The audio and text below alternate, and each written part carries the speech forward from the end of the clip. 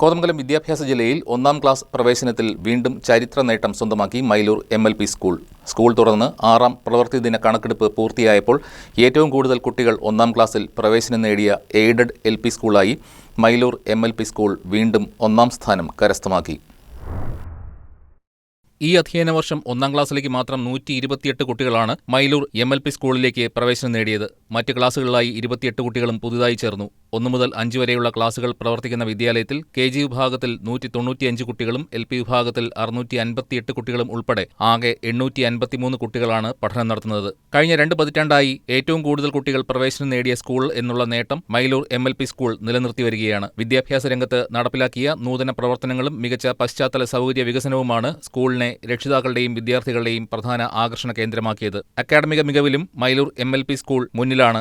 ഈ വർഷം നടന്ന LSS പരീക്ഷയിൽ പരീക്ഷ എഴുതിയ 17 കുട്ടികളും സ്കോളർഷിപ്പിന് അർഹരായി. പ്രധാനാധ്യാപകൻ ജോസ് മാനുവൽ, 42ഓളം വരുന്ന അധ്യാപകർ, 20 അനധ്യാപകർ, PTA president Aboobacker Mankulam, school manager Yusuf Mulat തുടങ്ങിയവർ ചേർന്നാണ് സ്ഥാപനത്തിന്റെ പ്രവർത്തനങ്ങൾ ഏകോപിപ്പിക്കുന്നത്. News desk KCV news.